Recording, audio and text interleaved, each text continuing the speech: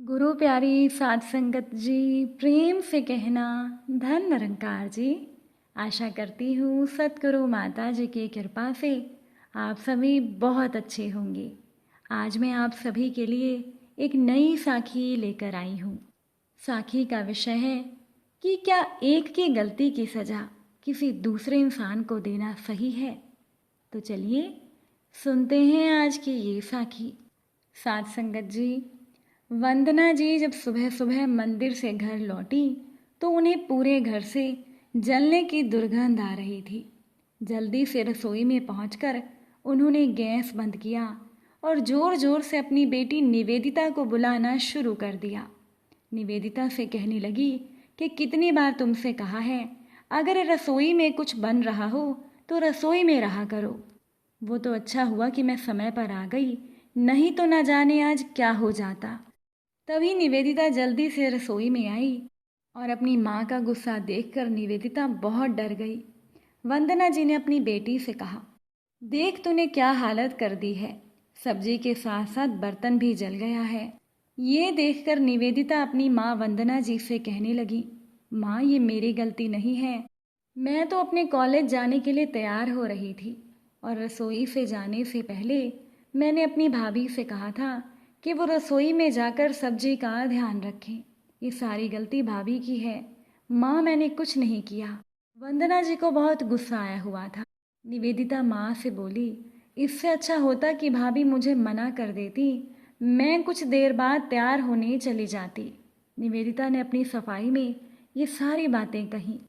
अब अपनी सास की यूं तेज आवाज़ें सुनकर उनकी बहू अनामिका भी अपने कमरे से बाहर आ गई और अनामिका को अपनी गलती का एहसास हुआ। अनामिका जानती थी कि उसकी ननद निवेदिता सही कह रही है।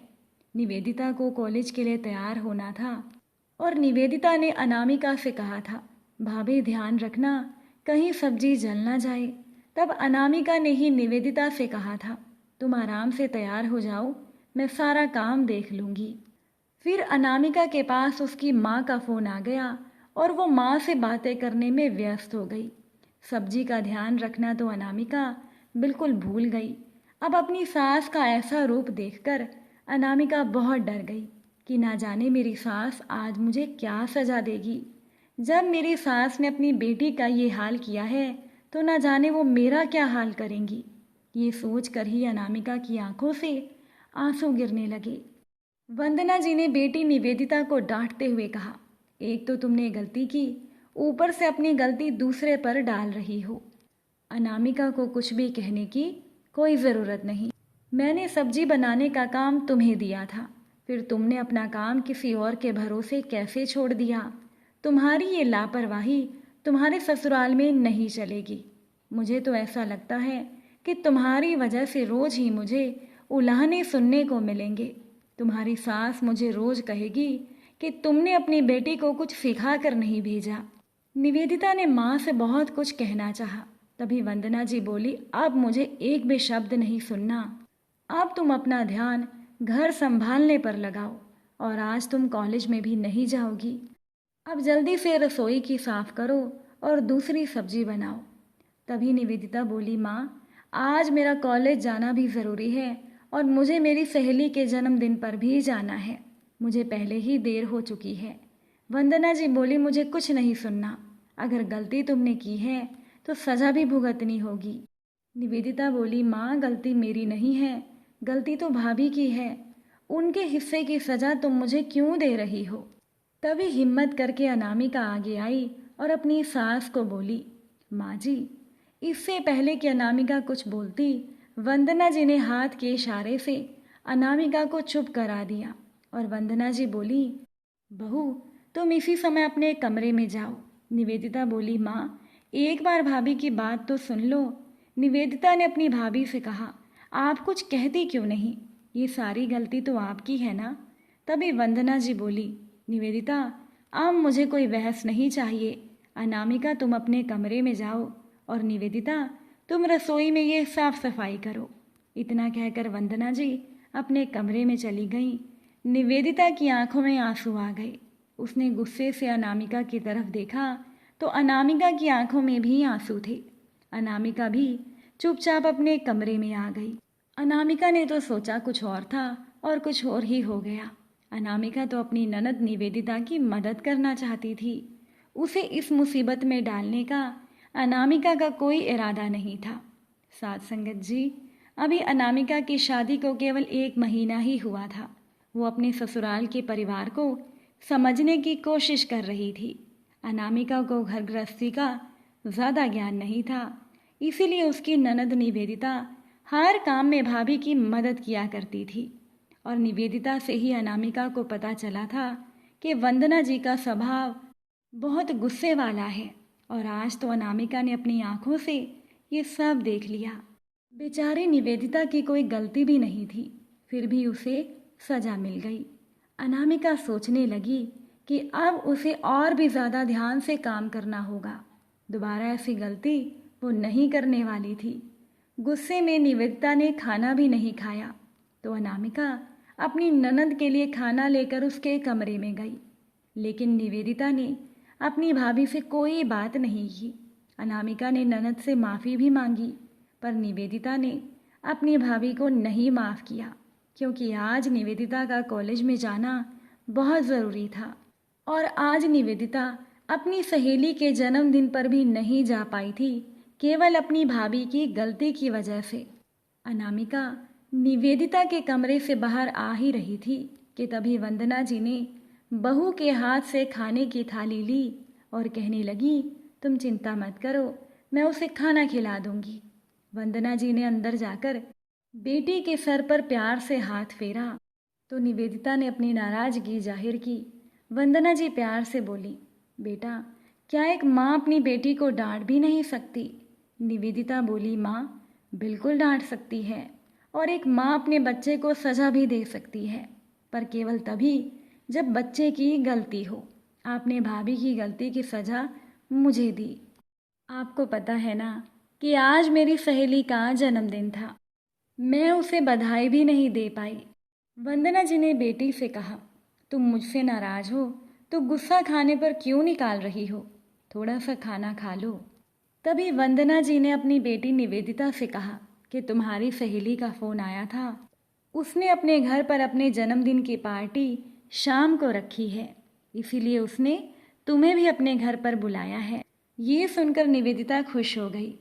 वंदना जी बोली, पर तू तो नाराज़ है, शायद तो तेरी सहेली के घर पर नहीं जाना चाहती। कोई बात नहीं, मैं तेरी सहेली को बता दूंगी।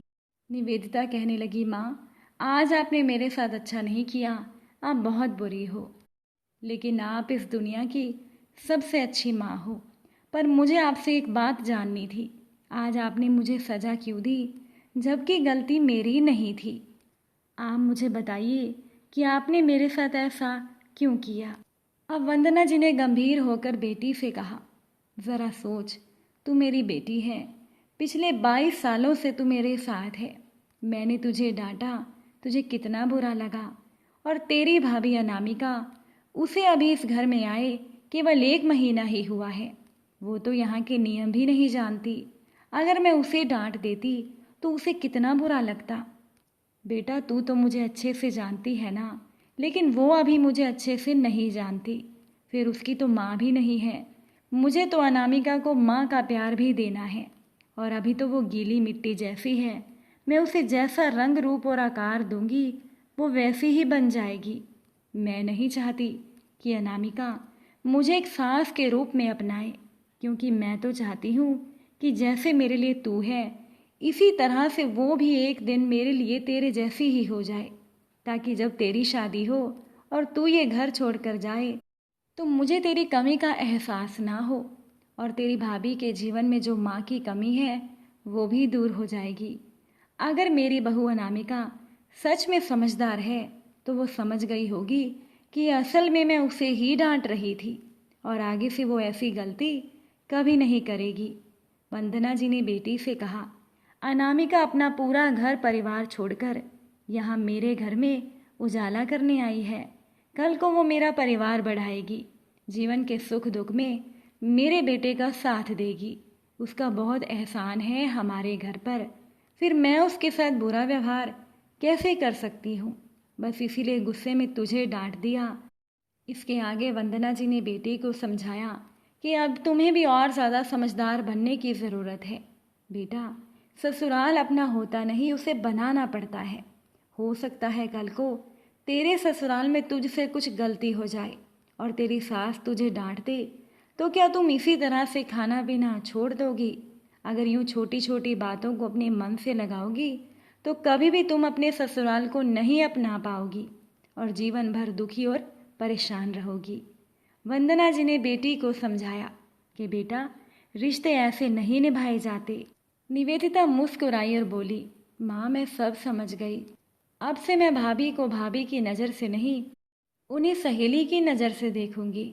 दरवाजे पर खड़ी हुई अनामिका माँ बेटी की ये सारी बातें सुन रही थी और अपनी सास की बातें सुनकर अनामिका का मन भर आया और उसकी आंखों में आंसू आ गए।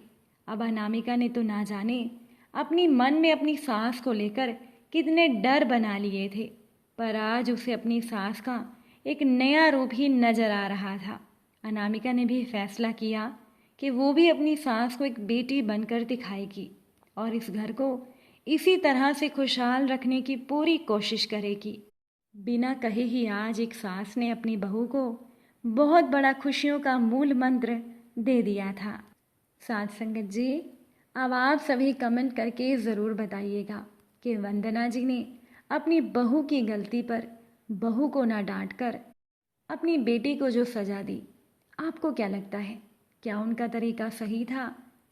अपनी राय, अपने जवाब कमेंट द्वारा ज़रूर बताइएगा और अपना प्यार और सपोर्ट इस चैनल के साथ यूं ही बनाए रखिएगा। अगर साखी में आपको कुछ कमी लगी हो, कोई गलती लगी हो, तो उस गलती के बारे में भी ज़रूर बताइएगा ताकि आगे से वो गलती ना हो।